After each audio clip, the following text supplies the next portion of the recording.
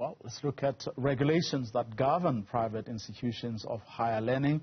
And I'm joined for this conversation by Dr. Hendrik Botha, who is the head of institution at Boston City Campus. Good afternoon, Dr. Botha. Thanks very much for your time. Perhaps first I should ask you what you make of this standoff. At issue here is obviously the issue of financial statements.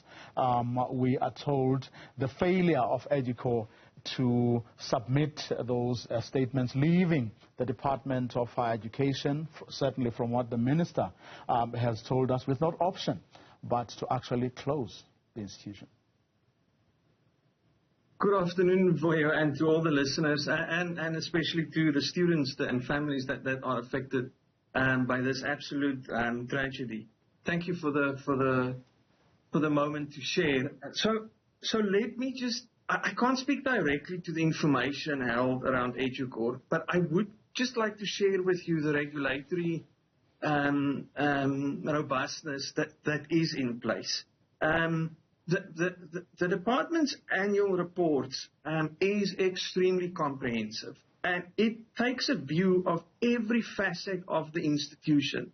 All of the quality assurance arrangements, all of the financial arrangements, the external audits of student results and performances, verification of all our information systems, our occupational health and safety standing, in addition to numerous other layers of information. And that ensures, that comprehensiveness ensures that the department can, through your own reporting and reporting by external agencies, by, for example, the Council on Higher Education, or your auditors, or the financial institutions that underwrite the sureties for students, to report that in and to take a view, and a comprehensive and a detailed view, of the institution's health and of the institution's successful governance.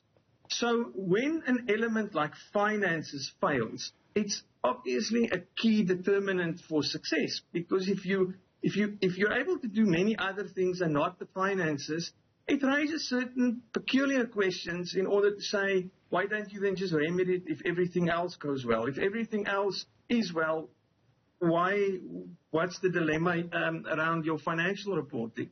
So in that sense, if the department makes a determination, it is premised on actual information or the lack of actual information and the inability to produce that information and to produce it as credible reporting.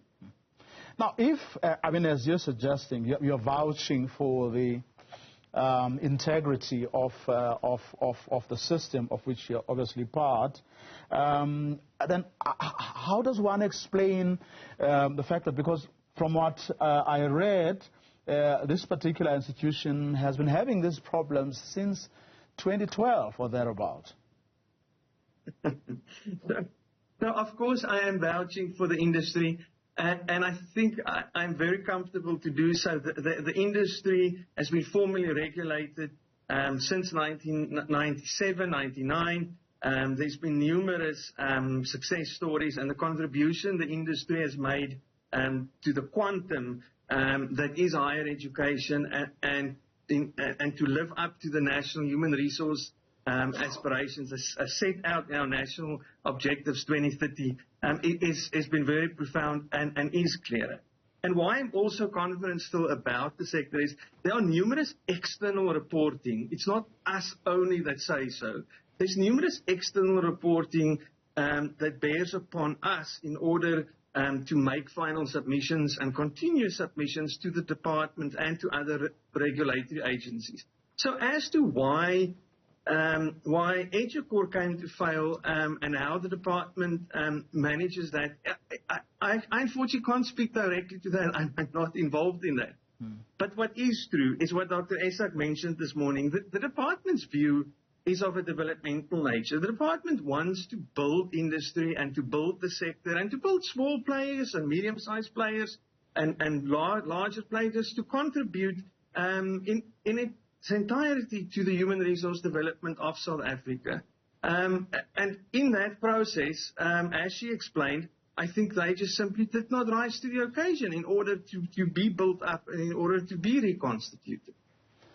But how vulnerable is this sector to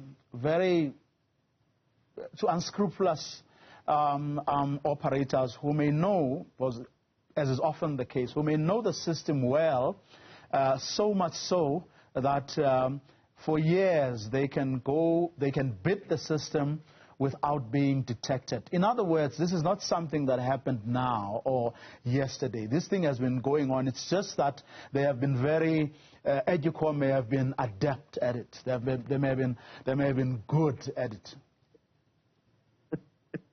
So the success lies in, how do they say, the proof is in the pudding, and that pudding, so to speak, and it's not meant in a derogatory fashion at all or whatsoever, is the graduates generated by the university systems and by the private sector systems, and their ability to be uptaken into the job market is the proof of success. So that there may be an unscrupulous provider, sure, or maybe a provider becomes unscrupulous, sure, and that's the function of the regulatory regime to weed that out and to minimize that impact. So, for example, one way that it's minimized is in the financial sureties that an institution puts forward. And these financial sureties, so by way of example, at Boston City campus, the financial sureties is in the tens to hundreds of millions of rands as a guarantee if the institution should fail. And it's guaranteed by an external financial services provider. It's not guaranteed by us, so that the department can access that funding to support students in the teach-out journey. So there are many and various mechanisms to weed out unscrupulous providers, but on par, like in any industry, there will be a few thorns, and thorns could arise from time to time.